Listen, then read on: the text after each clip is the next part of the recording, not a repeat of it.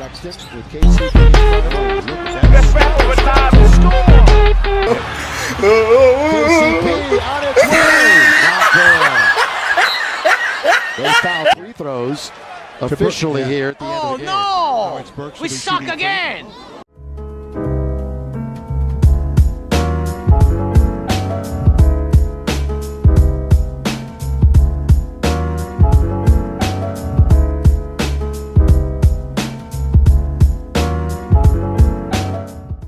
What is up, Laker fans?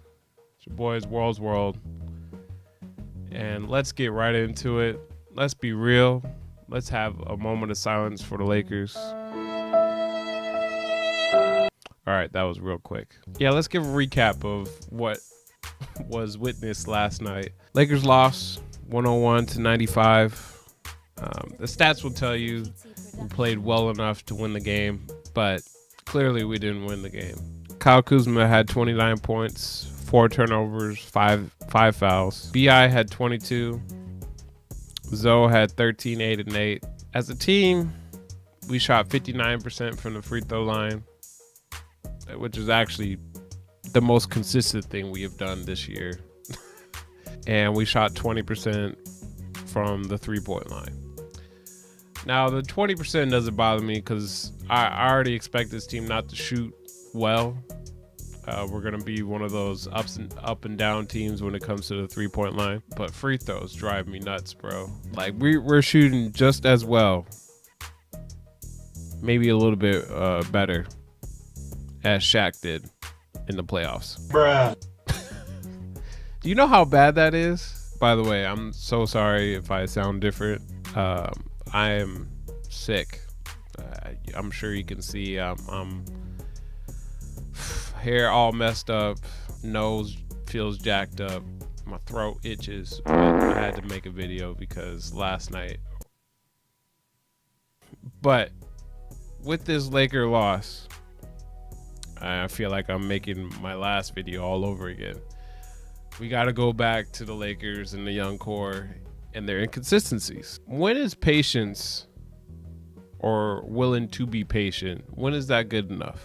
You know, and every Laker fan has to ask themselves this, because we can go here, today, I'm sure we can ship all those young players and get Anthony Davis or another high caliber all-star to play alongside with LeBron. Or we can continue to go with the ups and downs of the young core, losing to two of the worst Eastern Conference teams in New York. I'm sorry, Chris, but it's facts. And the Cleveland Cavaliers, LeBron's former team. When is patience enough? Like, I'm gonna give you guys a scenario. In an ideal world, you're your own boss and you have people that work under you, right? And you have one group of the company that is relatively young. They showed you some promise. They work hard, say all the right things, well-mannered, the works. Aside from them just being well-rounded people outside of work, their day-to-day work is very inconsistent. You don't know what you're going to get out of them. Sometimes they have the projects done on the same day. Sometimes they might have it a week later. I get it. 20-year-olds are not going to have it all figured out when they're 21, 22, 20, 23. I'm 25, and sometimes I ain't even got it all together. All right? But in the work environment as a professional basketball player, when is that okay?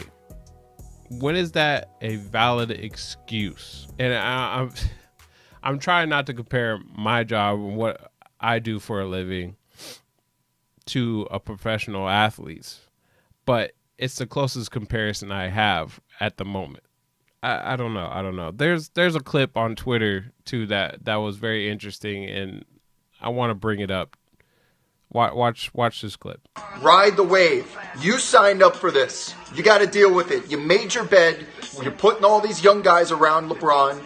And when LeBron's not there, They're just the team from last season. You knew this already. Why?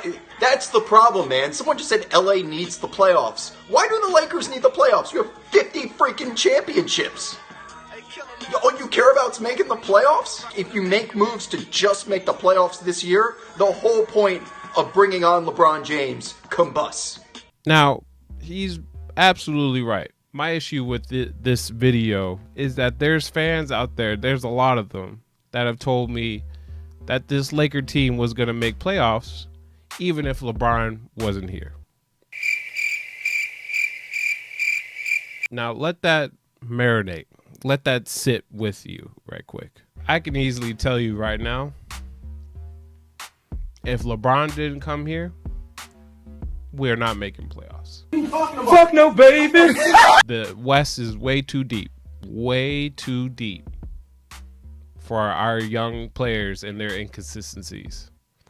We will probably win 40, 45 games at most and be close to the playoffs. I'll say that. But we wouldn't make it. Maybe next year, maybe. But that's tough. And by that time, I'm sure Laker fans are like, whoa, need to get rid of all of them. I'm done waiting. I'm with the wave. I have been saying, let's not trade anybody. But there comes a point in time where you just know something's got to change. Luke Walton has been coaching his butt off, but even him needs to take some criticism for the lack of energy, the lack of focus, the lack of consistency. And yes, this is still a professional NBA team that we went up against. Cleveland Cavaliers, believe it or not, guys, would beat every single one of us in a game of basketball. Our Lakers are pros too. Let's be real. Cleveland is the team full of rejects that nobody wanted, except for Colin Sexton. I don't understand where this sense of entitlement came from for the Lakers to be like, oh, it's just Cleveland, we're gonna win this game. Y'all haven't won a championship. Y'all have 35 wins on your merit, and a couple awards of first all rookie team, second all rookie team. You can't just come in thinking that you're gonna win any game. I'm sorry, with or without LeBron. If anything, now that you have LeBron, and on top of it, you are a Los Angeles Laker, one of the most profound NBA franchises ever, if not one of the best or top 5 franchises in the world. You have a larger target on your back now. Coming in thinking you can automatically just flip a switch. I don't know what a snap of a finger is flipping a switch, but like flipping a switch to all of a sudden just turn it on and be like, all right, we're going to win this game. No, you are not the Warriors. You are not the 0-1 Los Angeles Lakers. You are a brand of C and B level basketball players when it comes to grading professionalism and talent. All great guys, but you guys have not figured it out yet on a night-to-night basis to be able to contend with the Warriors, to contend with Houston Rockets, contend with Toronto, contend with the Bucks. I was just as frustrated last night. Y'all should have seen me on the Xbox. I was using a lot more explicits, but I slept on it and I was able to put out this video. Watch the Lakers win on Tuesday night against the Bulls and like utterly destroy them. You know how frustrating that is as a Laker fan? But it would fit for them. It would make sense. Whatever, man. I'm here for it. I'm still gonna be a Laker fan till I die. It's just, man, let's get it together. Besides free throws, let's make something else consistent on our team. But that's the video, y'all. Hopefully you guys enjoyed it. Be sure to like, share, and subscribe the video.